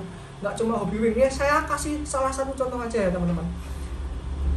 ESC ini kelebihannya apa ya? Kelebihannya pertama ya enak, kita bisa atur suka-suka di profilingnya, tapi harganya memang 2 kali lipat daripada si Hobbywing 1060. Ya kalau kalian sudah feelnya nyaman pakai 1060 ya ngapain pakai yang programmable gitu kan. Makanya dikembalikan lagi sesuai gaya berkendara, bukan sesuai dengan anjuran orang lain. Kalau anjuran orang lain tuh bagus, tapi belum tentu kita cocok gitu ya teman-teman. Oh kamu cocoknya tuh pakai ESC yang profilingnya udah diubah tuh enak, pakai Hobbywing 1060 aja 80. Begitu kalian beli, kalian setting ternyata nggak cocok, disettingin teman juga settingannya sama, kalian main juga, wah ternyata nggak cocok, aku enakan balik lagi ke 1060. Ya semua itu memang kembali lagi ke selera berkendara masing-masing individu, itu berbeda-beda teman-teman gitu ya. Oke, sampai di sini nafasku sudah mulai ngos-ngosan. Nggak, kita lanjut ya. Nah, ini wiring diagram teman-teman, seperti yang tadi saya bilang ya teman-teman. ESC dari baterai dulu ya enaknya ya, dari baterai itu sambung ke ESC, dari ESC kemudian masuk ke motor. Dari ESC juga ada outputnya ke saklar on off, dari ESC itu masuk ke channel 2. Bisa nggak dari ESC itu masuk ke channel 3, 4, 5, 6 atau channel 1? Bisa. Dari ESC itu nggak harus channel 2 teman-teman. Tapi misalkan kita ke channel 1, ESC-nya kita colok ke channel 1, nanti gasnya akan dipindah ke steering. Kalian mau tuh ngegasnya pakai kiri kanan gitu? Susah, karena remote kita tuh modelnya tuh gun, tembak. Kecuali kalau remote kita pakai otak yang tadi kayak drone gitu ya, kalian bisa bebas memilih channel mana yang mau dipakai untuk mengatur gas maju dan mundur.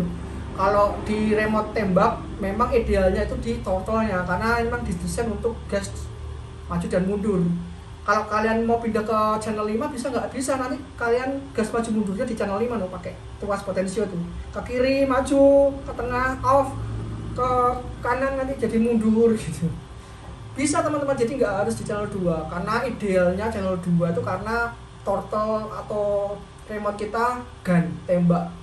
yang dimana throttle 2 itu nyaman untuk kita tarik gas ya teman-teman. Oke, lanjut teman-teman. Sudah mulai ngantuk belum? Kalau belum nanti kita lanjut ini. Kita langsung mau masuk motor dinamo nih teman-teman. Ini seru nih teman-teman. Nah, motor itu ada 2, brushed dan brushless. Kita bahas dulu yang brushed ya teman-teman. Brushed, motor brushed itu seperti ini. Dia punya sistem brush. Nah, kalau kita bongkar, di dalamnya itu ada kumparan, ada lilitan, ada tembaga, kemudian diapit sama 2 buah magnet yang berbeda kutub utara dan selatan, north and south. Nah, kutub ini yang membuat kumparan itu menjadi gaya tolak menolak nih teman-teman, karena kumparan itu juga akan menjadi medan magnet ketika dialiri listrik atau dialiri arus dari baterai. Ketika arus dari baterai itu masuk ke kumparan, dia akan masuk ke dalam lilitan dan dia akan berputar di dalam lilitan dan kembali lagi dan akan berputar lagi di dalam lilitan. Nah, putaran arus listrik di dalam lilitan itu menimbulkan medan magnet. Medan magnet ini yang akan diubah menjadi gaya gerak. Gimana caranya ya? Medan magnet itu kan akan berubah menjadi gaya gerak ketika medan magnet itu bertemu dengan medan magnet yang berlawanan. Kumparan itu akan berlawanan sama medan magnet yang di tepi. Misalkan kumparan itu kutub utara, yang di tepi kutub selatan, dia akan tolak menolak dan dia akan berputar, plek, gitu. Sama yang sebelahnya juga tolak menolak juga, ya akan kontinu terus. Akhirnya ya terjadilah pergerakan motor, gitu ya teman-teman.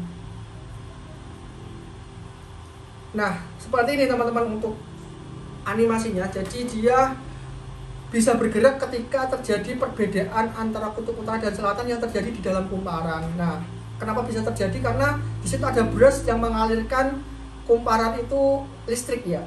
Dan brushnya itu listriknya berbeda-beda karena di situ ada shaftnya yang berbeda-beda teman-teman. Ya sudah diatur sedemikian rupa, timingnya pas, itu dia bisa berputar. Oke. Arti kode motor brushed ini ya teman-teman kita akan perlu jabarkan. Jadi ada teman-teman yang masih kebingungan ketika membeli motor dinamo ya, terutama brushed, dimana motor dinamo itu banyak tipenya, banyak kode-kodenya. Kita akan baca satu-satu ya teman-teman. Nah, di sini ada contohnya brushed dengan kode di bawahnya itu T. T itu artinya apa? T itu artinya turn. Turn itu apa tuh? Jumlah lilitan. Jadi motor itu ada lilitannya teman-teman. Lilitannya itu 35T, berarti dia per inti, per shaftnya itu 35 lilitan. Kalau di situ ada 16T, berarti dia 16 lilitan. 16 lilitan. Semakin tinggi lilitan, semakin besar gaya magnet yang didapatkan. Semakin besar gaya magnet didapatkan, semakin kuat dia akan menempel ke medan magnet satunya. Semakin kuat menempel, maka torsinya juga besar untuk berputar. Dia membutuhkan effort yang besar untuk tolak menolak, plek gitu ya teman-teman. Bisa disimpulkan bahwa semakin tinggi nilai T, maka torsinya akan semakin besar, tapi RPM-nya akan semakin turun. Nah, semakin tinggi nilai T, semakin besar torque atau torsi yang dihasilkan, tetapi semakin rendah RPM yang berputar. Kenapa?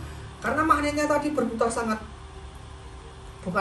tadi magnetnya dialuri listrik sangat besar dan sangat banyak lilitannya, jadi magnetnya sangat kuat sehingga magnet itu akan sulit untuk berputar karena daya rekatnya magnet itu sangat kuat. Jadi dia RPM-nya akan turun, tetapi torsinya jadi lebih gede karena daya tolak menolak dan tarik menariknya itu jauh lebih besar. Itu yang dinamakan torsi.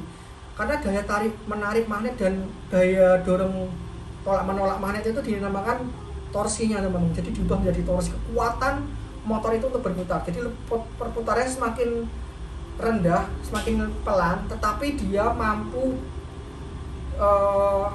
tenaganya semakin tinggi, mampu melewati obstacle kalau di RC ya, mampu melindas bebatuan, mampu menanjak-nanjak gitu karena torsinya besar, tetapi dia speednya turun. Oke, ada kode lagi nih teman-teman. Yang dimaksud di sini ada 3 slot atau 5 slot. Apa ini maksudnya? 3 slot atau 5 slot itu jumlah inti besi ya. Jadi di dalam kumparan itu ada inti besi yang dililiti sama kumparan. Ada yang jumlahnya 3, ada yang jumlahnya 5. Semakin banyak jumlah inti besi atau core di dalam asrotor atau dinamo, semakin banyak nilai slot core atau besi, semakin halus perputarannya. Ketika di RPM rendah, semakin banyak core-nya, misalnya itu ada 5 slot ya, maka dia akan putarnya kan semakin halus. Kenapa? Karena perpindahan magnetnya semakin rapat. Dia perpindahan antara shaft satu ke shaft lain itu rapat, jadi perputarannya semakin halus. Kalau yang dibandingkan sama yang 3 slot, dia perputarannya akan semakin kasar, dia perputarannya plek plek plek plek plek gitu. Nanti feel-nya di RC apa? RC kayak berasa cegukan gitu ya kalau jalan ya, cuk cuk cuk cuk cuk gitu. Itu yang dinamakan 3 slot atau 5 slot. Tapi ada kekurangannya teman-teman kalau 5 slot. Nah, ketika motor itu memiliki 5 inti atau 5 slot, jumlah nilai turn-nya itu rendah. Dia nggak bisa sampai 35T, maksimal di 20T. Kenapa? Karena sudah terlalu sempit. Kalau dililiti banyak lilitan itu sudah nggak muat. Karena apa? Core-nya itu terlalu banyak. Jadi dia hanya maksimal di 20T. Nah, karena core-nya itu banyak, jumlah T-nya kecil, maka dia RPM-nya akan naik. Makanya dia jadi speed untuk 20T ya. Jadi untuk speed dia halus.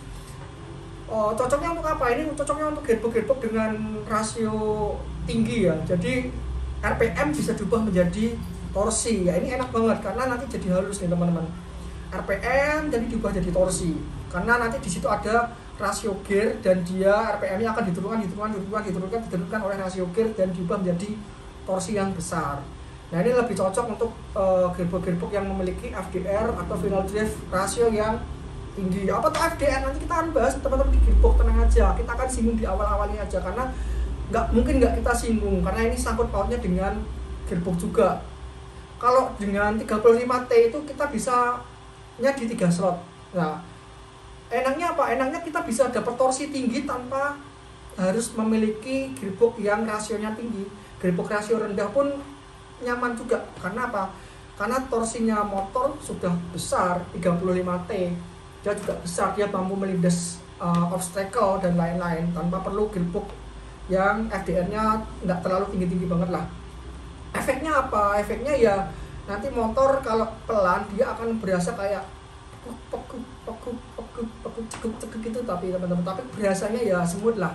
Kalau di slow motion tuh kelihatan cekuk gitu, tapi kalau nggak pakai kamera slow motion ya nggak terlalu bisa kita mengamati secara detail itu. Gitu teman-teman, jadi tahu ya 3 slot, 5 slot, ya teman-teman. Semakin banyak slotnya, semakin halus perputarannya, tetapi RPM-nya nggak bisa, RPM-nya tinggi, tetapi torsinya nggak bisa tinggi, torsinya rendah. Kalau pakai 3 slot, torsinya tinggi, tapi RPM-nya nanti dia rendah, gitu ya teman-teman. Ya, ini disesuaikan juga sih teman-teman sama kebutuhan gaya berkendara teman-teman, sama RC-nya juga. RC-nya pakai apa? RC-nya pakai rasio gearbox berapa, itu disebutkan juga ini teman-teman. Nanti untuk teman-teman yang mau merakit RC itu enaknya itu kayak gini, kita bisa menghitung berapa T, berapa rasio, kita bisa cocokkan dengan RC kita. Oke teman-teman, di sini juga ada kode motor bracelet, itu ada kode 540, 550. Sebenarnya juga ada kode 130, 260, 290, 290, 540, 550, bahkan 555. Kode ini adalah kode ukuran dan dimensi daripada motor atau dinamo teman-teman. Semakin tinggi kodenya, semakin besar ukuran motor. Semakin besar ukuran motor, semakin besar torsinya juga. Karena apa? Jumlah lilitannya banyak, magnetnya juga semakin besar, semakin kuat, dan nanti pengaruh juga ke speed sama torsi yang dihasilkan. Perbandingannya kalau motor 290 sama 550 jauh lebih besar 550 dan jauh lebih kuat 550 kan. Karena ukuran magnet, ukuran kumparan, ukuran lain-lain itu juga jauh lebih besar nih teman-teman kalau dibandingkan pair to pair. Nah, ini ada beberapa tipe motor nih. Kalau motor 130 itu yang motor Tamiya. Kalau motor Tamiya dibandingkan motor 540, torsinya jauh lebih besar mana teman-teman? Ya jauh lebih besar 540 karena ukurannya besar, magnetnya besar, asnya besar, kumparannya besar. Kalau motor Tamiya mah itu bisa kelindes. Nah, ada juga motor ukuran 180 di 260, itu 260 kayak motor-motor bawaan si MN WPL ya. Atau motor bawaan MN78, MN86 itu motornya pakai menggunakan 260 pabrikan. Kita bisa upgrade juga naik ke 270 pakai strong magnet gitu kan, biasanya teman-teman dari RBRC pakai strong magnet yang magnetnya jauh lebih kuat, berharap torsinya jauh lebih kuat, tapi ya feel-nya ya 11-12 lah. naik dikit lah. Kalau mungkin ada yang namanya tes tes torsi gitu ya, kayak di mobil beneran itu apa yang namanya, masuk ke ruangan gitu, tes torsi, tes speed gitu, itu bisa kebaca oh naiknya sekian persen. Tapi kalau secara feeling 270 yang biasa sama 270 yang strong magnet nggak jauh berasa ya teman-teman. Yang jauh berasa ketika kita upgrade ke motor 390. Wah, ini jauh bener-bener berasa tenaganya, berasa torsinya, karena motornya jauh lebih gede. Apalagi kalau kita ganti ke 540 tuh teman-teman, dari motor 390 kayak MN 86 KS atau MN 128 tuh bawaannya kan 390. Kita ganti ke 540, langsung naik torsinya, naik speednya juga, langsung nggak ngira-ngira teman-teman. Oke teman-teman, untuk pembahasan motor, kalau kalian ada yang ditanyakan deh, bisa kalian tanyakan, karena ini nggak bisa interaktif ya kalau di YouTube ya, kalian bisanya satu arah. Jadi kalian kalau misalkan mau tanya langsung aja di komen deh, nanti kalau misalkan saya sempat balesi satu-satu tuh teman-teman. Semoga sedikit menggambarkan tercerahkan. Nah, kita akan bahas motor brushless. Kalau motor brushless tuh pembahasannya jauh lebih kompleks. Karena motor brushless ini jauh lebih kompleks, teman-teman, jauh lebih kompleks, jauh lebih canggih, jauh lebih lebih sempurna kalau menurutku lah teman-teman. Karena ini brushless, jadi dia tanpa brush, tanpa sikat. Kita nggak perlu lagi khawatir kehabisan brush atau sikat atau karbon ya. Kalau di motor brushless kan misalnya kita pakai terus kan lama-lama sikatnya itu kan habis, terkikis. Kalau di brushless itu nggak akan, karena brushless itu sudah menggunakan langsung kabel, jadi tanpa sikat. Ciri khas brushless itu punya kabel yang besar, kabel 3 fase. Nah, ini contoh brushless teman-teman. Jadi kalian bisa lihat nanti di situ ada kumparannya langsung terhubung sama kabel. Jadi kabel dan kumparan itu statis, dia diem. Yang berputar itu magnet yang mengelilinginya. Nah, kayak gini teman-teman gambarnya teman-teman. Jadi yang berputar adalah cangkangnya atau magnetnya yang berkeliling. Ini yang berputar. Nah, lucu kan? Dampaknya apa? Jauh lebih awet, iya. Jauh lebih efisien, dan brushless justru lebih boros baterai. Karena dia butuh power yang besar, tapi dia senyap tanpa bunyi kasar dari asnya ya, karena asnya kan nggak berputar. Yang berputar kan magnetnya, dia jauh lebih senyap teman-teman.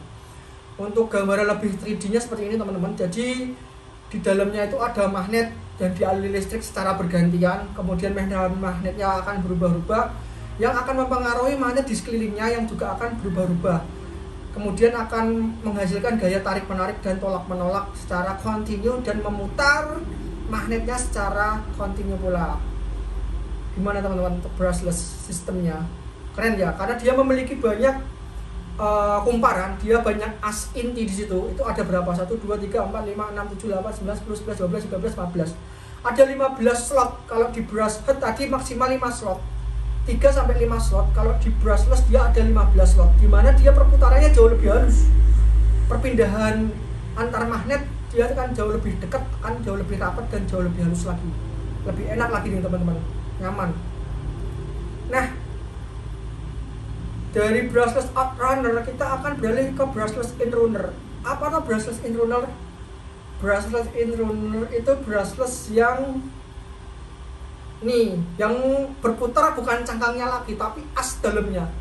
Wah, bedanya sama brushless apa? Yang brushless kan juga berputar as dalamnya. Bedanya yang berputar di as dalamnya itu bukan kumparannya. Kalau di brushless kan kumparannya yang berputar. Kalau di brushless yang berputar adalah magnetnya atau rotornya itu ada di as. Kumparannya tetap di pinggir atau di cangkang, dan di dalamnya itu batangnya itu adalah magnet tulen nih teman-teman. Nah, gambarannya seperti ini teman-teman. Jadi di sekeliling cangkangnya itu kumparannya, di dalam core-nya itu malah magnetnya yang ditempatkan. Jadi magnetnya itu ada di dalam dan dia berputar. Ya, brushless seperti ini teman-teman untuk brushless inrunner. Kelebihannya apa? Kelebihannya enaknya cangkangnya nggak perlu difiksasi. Kalau yang tadi kan cangkangnya berputar. Resiko untuk kemasukan serpihan tanah, serpihan pasir, dan menghambat kinerja brushless itu resikonya tinggi. Kalau brushless inrunner dia kan as yang berputar kan magnet yang ada di dalam dan dia tertutup rapat oleh cangkang, jadi aman nih teman-teman. Jadi lebih efisien juga untuk brushless inrunner. Nah, brushless inrunner itu juga ada yang dibedakan menjadi dua, yang ada yang dengan sensor dan ada yang sudah sensorless. Bedanya apa lagi nih? Mau sih? tenang. Jadi nggak perlu pusing om. Sensor, dia ada sensornya. Jadi brushless itu ada sensornya teman-teman. Apa tahu sensornya di brushless inrunner itu? Nah, cirinya dia ada pin soket kayak gini. Di samping 3 pin dia ada 3 fase ABC. Dia ada hall sensor. Hall sensor ini berfungsi untuk membaca medan magnet dari kumparan yang melaluinya. Hall effect sensor inilah yang kemudian memberikan sinyal data kembali ke microcontroller. Berdasarkan data sinyal inilah microcontroller bisa mengetahui posisi komutasi motor. Jadi misalkan motor itu posisinya ada di kutub mana di bagian tadi kan ada bagian slot ya, slot bagian mana. Hal sensor ini yang akan ngasih tahu ke microcontroller. Oh, ini rotornya posisi magnetnya ada di shaft ke slot ke-5, ke-6, ke-7, ke-8 atau ke-9. Hal sensor ini yang akan mengirim sinyal ke microcontroller untuk ngasih tahu. Bro, microcontroller, ini rotornya ada di slot nomor ini nih. Oke, tak putar ke situ ya. Nah, gitu. Microcontroller akan mengirim sinyal atau power atau arus langsung ke posisi rotor yang secara tepat. Mencegah apa? Mencegah, kalau menurutku ya, kalau menurut Komewa ya, ini mencegah terjadinya cekukan ya teman-teman. Cocking ya. Kalau motor brushless itu kan karena dia banyak kumparan, kadang posisinya itu kan kadang motor kan kadang ada ceket ya, ceket apa ya, macet ya. Kadang kalau motor macet, kumparan kan sudah kontinu tuh, dia mengirim arusnya tuh ke A, B, C, D, ke A, B, C, D, A, B, C, D, A, B, C. Kalau dia motornya macet berhenti, otomatis kan dia akan apa namanya teman-teman, akan menunggu giliran berikutnya dia akan tersengat listrik kembali atau tersengat medan magnet kembali, karena kan dia melalui kumparan ya, dia akan ke bawah kumparan lagi, dia akan malu berputar lagi, kemudian dia berhenti lagi, dia akan menunggu lagi tuh teman-teman untuk arus yang dilaluinya lagi, dia akan berputar lagi. Itu yang bikin motor brushless itu berhenti sementara. Kalau di RC namanya cocking atau cekukan, cekuk. Kenapa?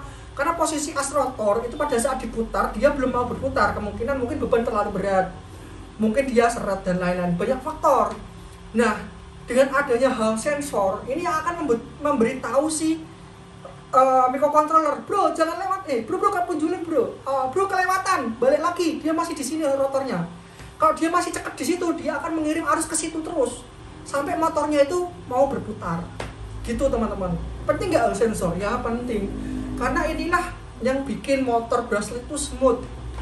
Karena hal sensor inilah yang membuat motor itu putarannya itu tidak terhambat. Ketika dia terhambat, sensor ini akan ngasih tahu, oh, hal sensornya dia berhenti di sini, harus ngalirin listrik ke shaft ini. Gitu. Paham ya teman-teman? Semoga paham lah. Semoga nggak ngantuk lah. Nah, inilah hal sensor ini teman-teman. Dia terpasang di sela-sela slot ya. Nah, ini contohnya ada 3. Sebenarnya contohnya ada banyak, 1, 2, 3, 4, 5, 6. Sebenarnya ada 6, semua slot itu dikelilingi oleh hal sensor. Bertujuan untuk mendeteksi medan magnet utara dan selatan itu posisinya ada di mana gitu teman-teman. Biar mereka tuh pas mengaliri listriknya itu pas. Biar bisa tolak menolaknya itu secara pas. Nah, nanti jadinya seperti ini teman-teman kalau sudah berputar.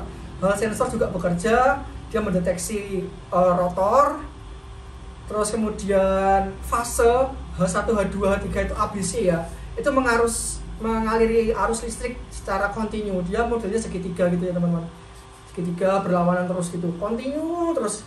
Ketika hal sensor berdeteksi motornya macet, dia akan mengasih tahu posisi rotornya di sini, maka nanti fase itu akan motor itu akan mengirim sinyal ke fase ABC yang berdekatan dengan hal sensor untuk mengaliri listrik agar rotornya berputar lagi.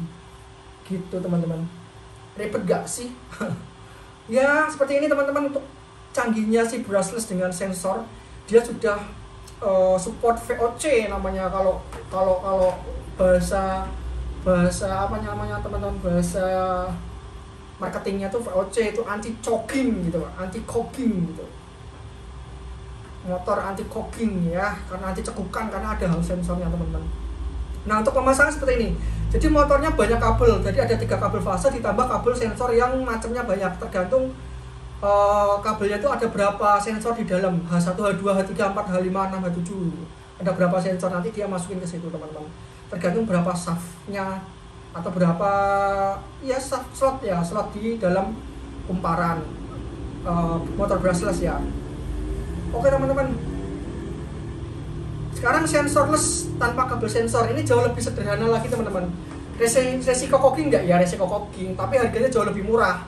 Kenapa ya? Karena posisi rotor tidak dideteksi oleh sensor manapun. Jadi 3 fase itu akan mengalir listrik secara kontinu aja teman-teman. Jadi dari A ke B, B ke C, A B C, A B C, A B C, A B C, A B C, terus seperti itu.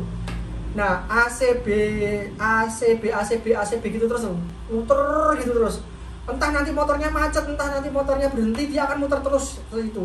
Ketika motornya macet ya dia akan menunggu giliran dia untuk dialiri listrik di tepat dia macetnya itu, di A atau B atau C, dia akan nunggu giliran lagi. Nah, kalau sudah dapat giliran kesengat medan magnet lagi, dia akan berputar lagi gitu teman-teman. Ya ini yang sering bikin cocking ya, motor-motor dengan brushless inrunner, sensorless, sudah brushless, sudah sensorless tanpa sensor, dia menggunakan kabel 3 fase aja. Nah teman-teman gitu ya teman-teman. Nah kit, oke, kit atau gearbox nih teman-teman. Jadi ya udah pada ngantuk belum nih teman-teman? Kalau sudah ngantuk ya kita next video aja ya teman-teman.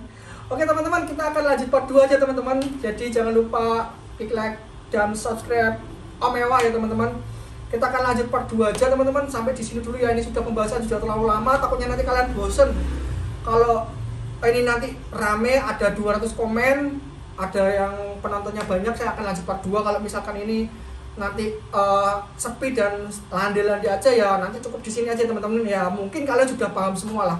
Saya bisa mengartikan kesimpulannya seperti itu teman-teman. Jadi mungkin kalian sudah paham semua. Jadi nanti part 2 kemungkinan besar tidak saya lanjutkan, karena memang kemungkinan besar kalian sudah paham semua nih teman-teman. Jadi part 2 tuh masih banyak nih teman-teman.